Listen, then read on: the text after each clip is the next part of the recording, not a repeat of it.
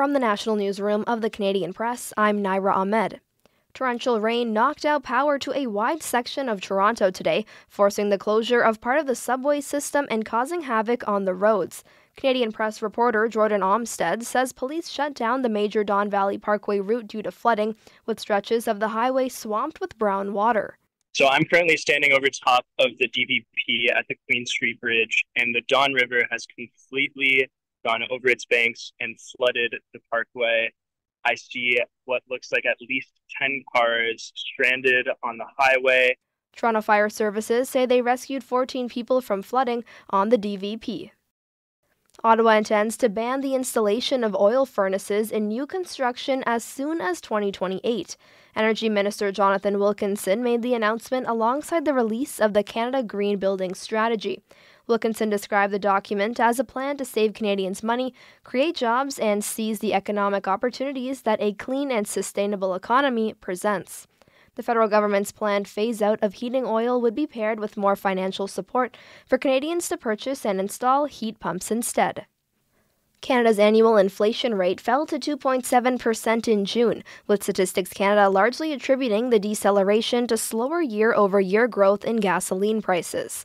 The rate is down from 2.9% in May, and a BMO macro strategist says the unexpected dip bodes well for the prospects of the Bank of Canada making a second straight cut to its key interest rate next week.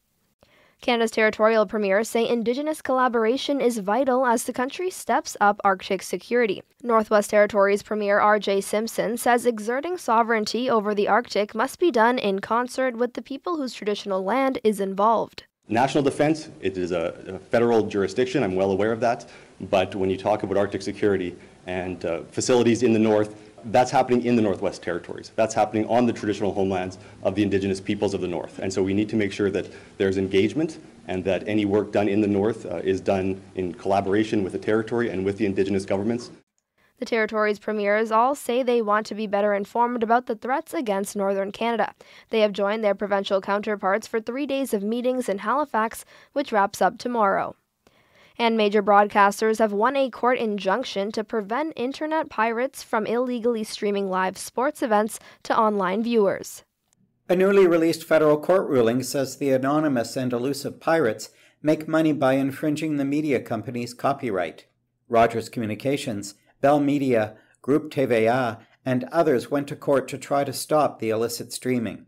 In its decision, the court says the applicants have shown they are entitled to an injunction. Jim Bronskill, The Canadian Press, Ottawa. This is The Canadian Press.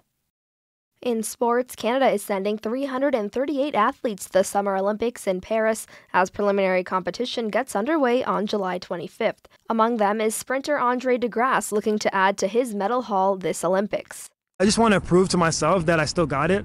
I mean, third Olympics, can't believe how time has flown. I mean, it's crazy, being a young kid, 2016, Rio Olympics, and then moving on to a pandemic Olympics, not knowing what to expect. And now here I am, almost 30, getting ready for Paris, being the veteran, but I'm feeling pretty good about it. The 29-year-old from Markham, Ontario has won 6 medals across 2 games, making him the most decorated Canadian male Summer Olympian ever. And in the MLB, tonight's All-Star Game is taking place in Arlington, Texas. Vladimir Guerrero Jr. represents the Toronto Blue Jays on the American League roster. Country singer Ingrid Andress says she was drunk during her widely planned performance of the U.S. national anthem at last night's Home Run Derby. From the Canadian Press, I'm Naira Ahmed.